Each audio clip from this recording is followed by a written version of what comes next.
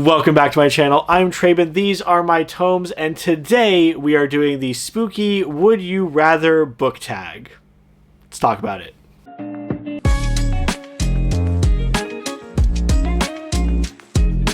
This is a book tag comprised of like this or that type questions. So, do you prefer this type of book or this type of book or doing this thing or doing this thing?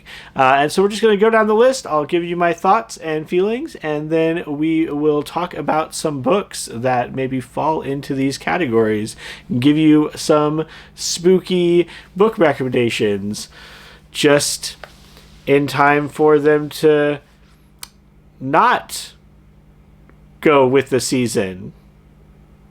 Kicking us off is thriller versus supernatural. Now, I am firmly in the supernatural part of this divide.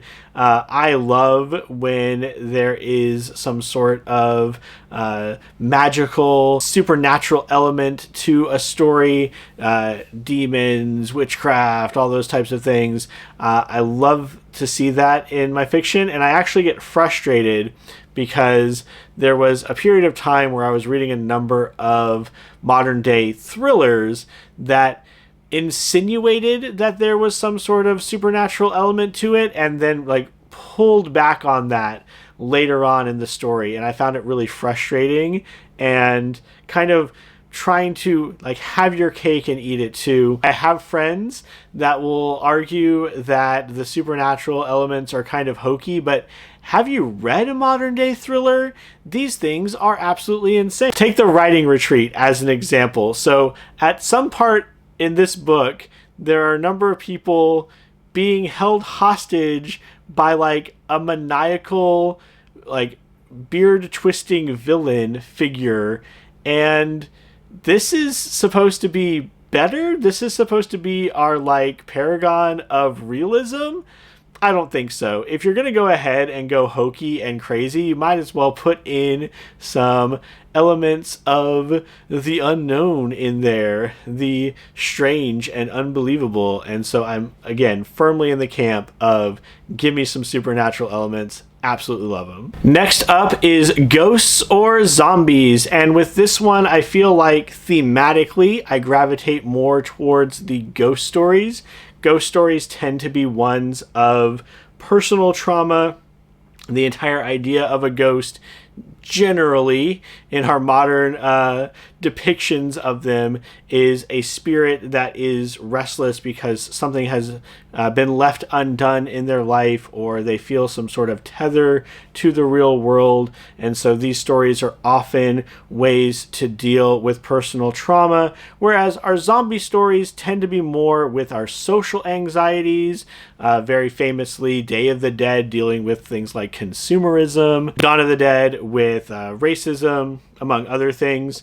But I find those personal stories of like grief and tragedy and dealing with very like introspective issues to be more compelling on the whole. We have Cullen Bunn's Ghost Lore, which has a very interesting take on ghosts and the responsibility thrust upon those who can see them. It gives me, in some ways, Buffy vibes, which I bring up quite often on this channel. But here I feel like with the way the villain has been introduced and this idea of them controlling essentially a ghost army, that kind of has more of like action beats. I've not picked up volume 2 yet. Volume 1 was very cool. The visuals are very striking. And again, it is dealing with a lot of personal trauma and personal angst, interpersonal relationships, but within a family. And so it still has that kind of intimacy attached to it that I like to see in these types of stories. A Guest in the House similarly deals with personal trauma, deals with perception, self-doubt, self-perception, and the concept of an unreliable narrator. We're not quite sure what to think about our main character. and what her deal is until we get pretty far into the story. Again, gorgeous visuals throughout this comic, running the gamut from very beautiful dream sequences to very terrifying horror scenes. So another one that I think is an absolute must read if you are a fan of the Ghosty Ghosts. And finally, kind of ghost related, this is initially pitched as more of a imaginary friend aspect, but I think ultimately it does land on the idea of a ghost with Violet. And this one again deals with a very personal trauma, family dynamics, the relationship between mother and daughter, their bond, and trying to overcome grief and trauma. Very excellent read. A little lengthy, so like be sure you're ready for the long haul. But I really did enjoy this one. Would definitely recommend it if you're looking for a ghost story. Question number 3 is witches or demons? And this one I'm a little bit more torn on. My initial thought is to say demons because I feel like, generally speaking, demon lore is much more fascinating to me. I absolutely loved Come Closer, which dealt with possible demonic possession, although you can read it as a simple like mental degradation as well. And I do like the idea of these kind of otherworldly creatures encroaching on our world. Now, there is also kind of the conflagration of demons and devils. So with devils, there are like deals and things like that, which I find very fascinating. I also really enjoy the nostalgic feel of My Best Friend's Exorcism, which deals with like demonic possession and that kind of thing. And is like heavily 80s influence. This is probably my favorite from Grady Hendrix that I've read so far, just because in addition to the excellent writing, I feel like the tone and the themes, the setting were all things that really appealed to me. So another one that I thought was really great. But when I think more about it, I think generally my distaste for witches is in like the kind of classical sense of like cackling witches around a fire, the double toil and trouble thing. But in a lot of modern media, witches are essentially just magical girls. And like this is my second favorite manga of all time, Witch Hat Atelier. So it's kind of hard to say which one I enjoy more, because if you're talking about the classic like Baba Yaga style witch or like the Three Witches from Macbeth kind of story, not my thing. But when you're just using them as kind of a parallel for sorcerer or wizard, then there's a bit more of appeal there for me.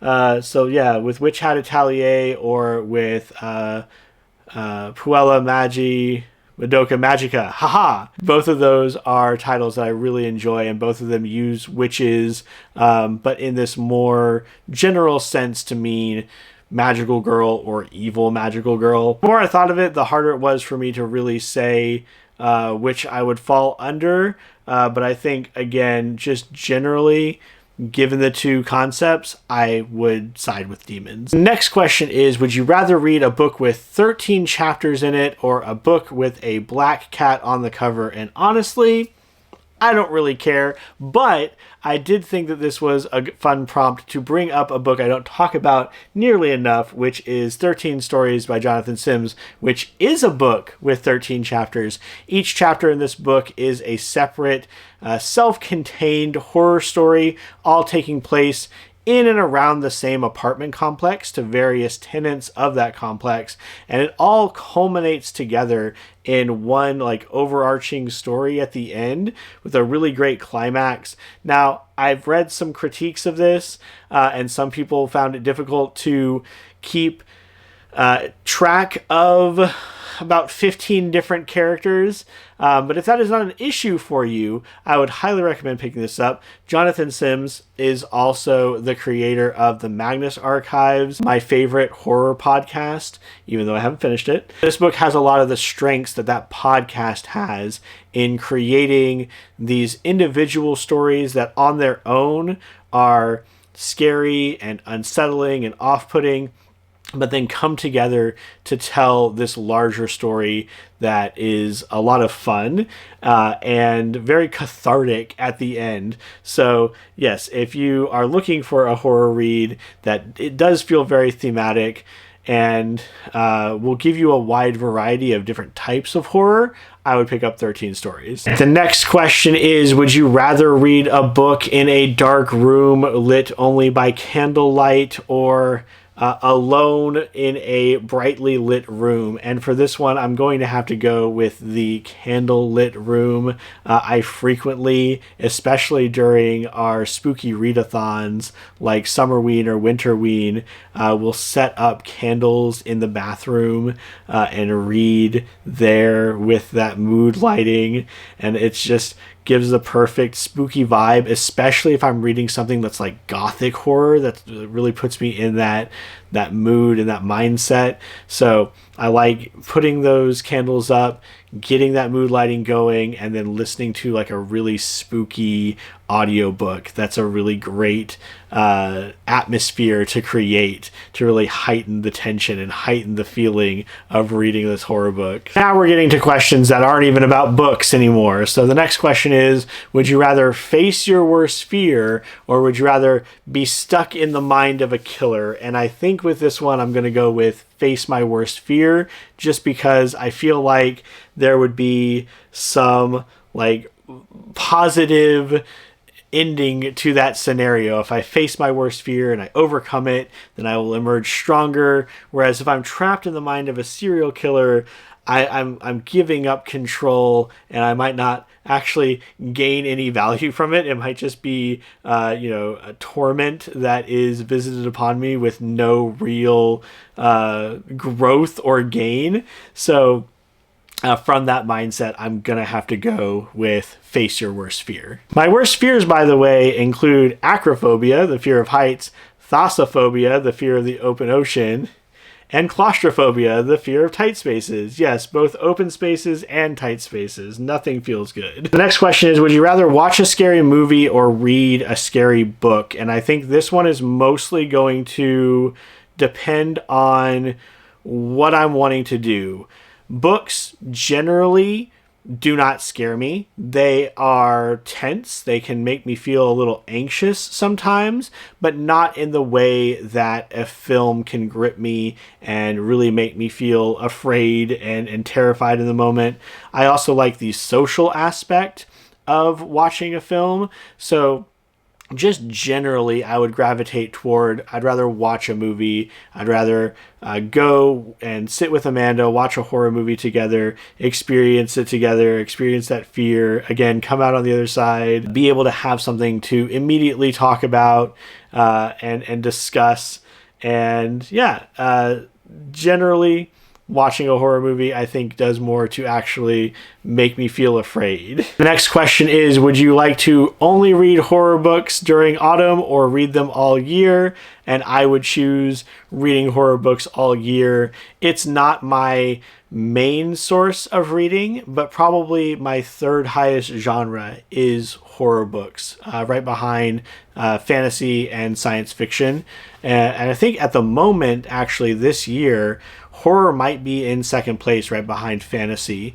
There's just so many titles and so many different ways that you can explore horror, so many genres that I really enjoy. Like, I enjoy the supernatural. I really like cosmic horror, the horror of like that introspection I was talking about with ghost stories and things like that. And I like campy horror as well. I was just reading through the new Universal Monsters comics that they were releasing. I read through Dracula and Creature from the Black Lagoon. It really made me want to go back and watch those classic horror movies. is I appreciate the history of it as well. So there's just so much horror in different ways that you can experience it that I think I would not want to deprive myself of reading it all year long. And the last question is, would you rather read 10 spooky books in October or 10 spooky books over the course of the entire year? And I've got to say, I think I would pick the course of the entire year. 10 is a lot to get through in a month.